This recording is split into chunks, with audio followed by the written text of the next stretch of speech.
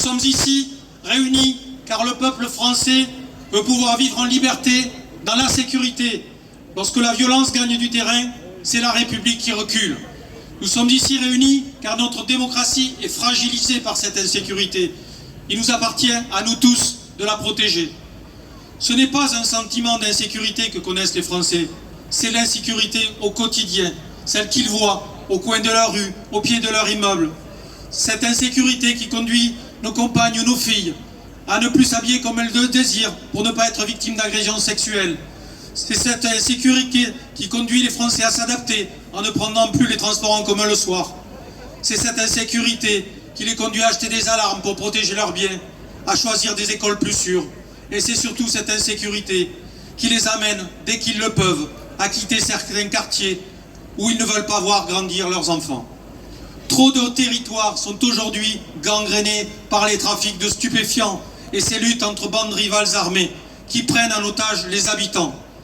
Dans ces quartiers règne un apartheid social, ethnique ou religieux, et il n'y reste que les policiers pour protéger les plus faibles.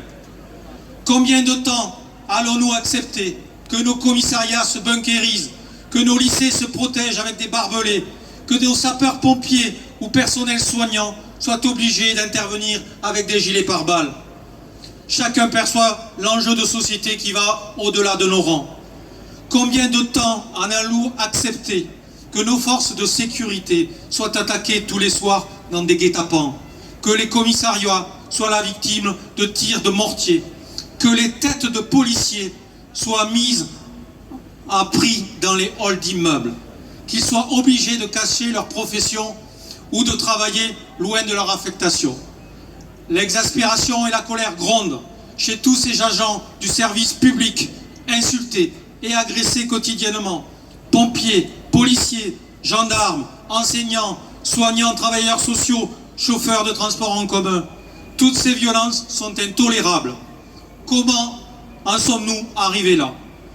À Avignon, comme l'a dit Fabien, un capitaine de police en rendant hommage à Eric a rappelé ces mots d'Albert Einstein: le monde ne sera pas détruit par ceux qui font le mal, mais par ceux qui le regardent sans rien faire.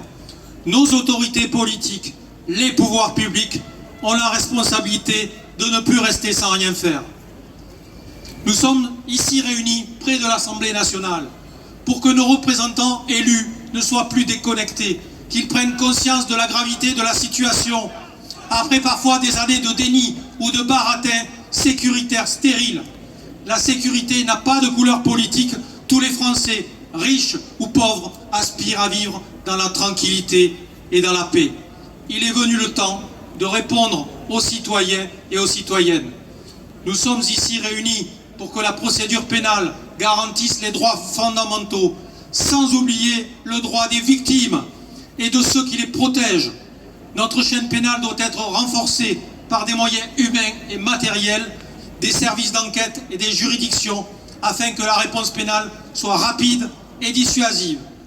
Nous sommes ici réunis pour que notre contrat social ne se délite pas davantage, pour inverser la spirale de l'impunité et rétablir l'autorité indispensable pour garantir les libertés démocratiques et la vie en société.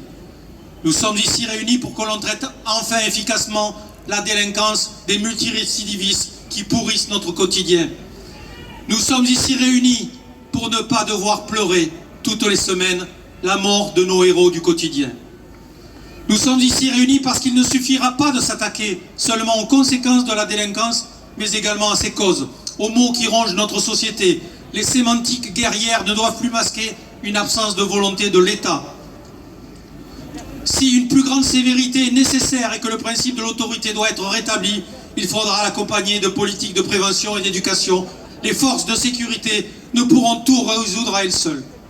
Nous sommes enfin réunis ici pour que le bourreau de la sécurité ne soit pas un énième objet de communication, mais aboutisse à des mesures de long terme, concrètes, à une réponse pénale accélérée, une police modernisée, mieux formée, mieux protégée, mieux rémunérée, et ainsi à une paix publique retrouvée. Les Français veulent vivre en paix, et nous, policiers, nous sommes les gardiens de cette paix. Il faut maintenant nous donner les moyens de garantir, pour redonner du sens aux principes républicains, qui cimentent notre société. Vive notre police républicaine. Merci, merci Christophe. On peut l'applaudir.